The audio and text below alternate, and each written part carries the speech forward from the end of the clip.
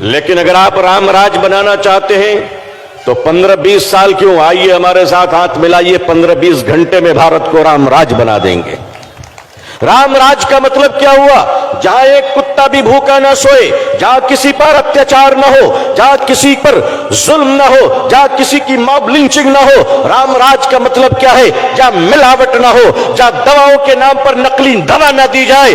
राम राज क्या है? आप मुसलमानों को देखना चाहते हैं इस कोरोना वायरस में जहां लाखों हिंदुओं के चिता को उसके बच्चे हाथ नहीं लगा रहे थे, मुसलमानों ने उसका क्रियाक्रम किया है। ये देश कल भी हमारा था, ये देश आज भी हमारा है। कुछ लोग मरने के बाद दरिया के पानी में बह जाते हैं, हम मरकर भी कब्र में लेटकर भारत की रक्षा करते हैं। तुम्हारे अंतिम संस्कार हम करें, तुम्हारे चिता को अग्नि हम दें, और तुम हमारे घरों को बुलडोजर से तोड़ते हो।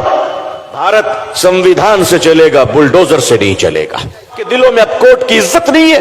अरे हमसे पूछो, बाबरी मस्जिद तुमने छीन लिया, हमने सीने पे पत्थर रखकर कोर्ट के फैसले का सम्मान किया है। हम कोर्ट के फैसले मानते हैं तो मस्जिद को भी दे देते हैं, बर्दाश्त कर लेते हैं। आप बुलडोजर चलाते हो तो ऑनरेबल सुप्रीम कोर्ट के ऑर्डर की भी इज्जत नहीं करते।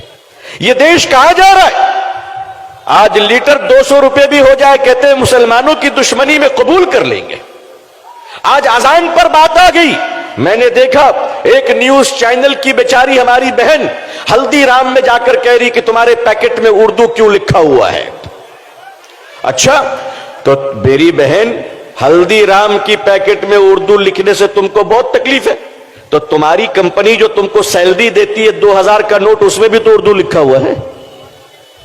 अरे भाई है कि नहीं है? अरे नोट में भी तो, नोट को भी छोड़ दो।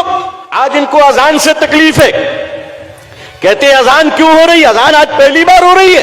अरे अजान है तो भारत जिंदा है, भारत जिंदा है। और अजान से तकलीफ है तो आज भारत के कई करोड़ हमारे हिंदू भाई अरब के देश में रहते हैं, सुबह से शाम तक अजान सुनते हैं, उनको कोई तकलीफ नहीं होती है। वो अजान सुनते कि नहीं सुनते? वो अजान सुनते, मगर रियाल मिले तो अजान कबूल है, दीनार मिले तो अजान कबूल है, दिरहम मिले तो अजान कबूल है। भारत आते ही पता नहीं कान में अजान से तकलीफ क्यों होने लगती है। भाई हम तो कहते हैं कि अजान देने से शैतान भागता है ना? हम अजान देंगे जिसको भागना है बाबू।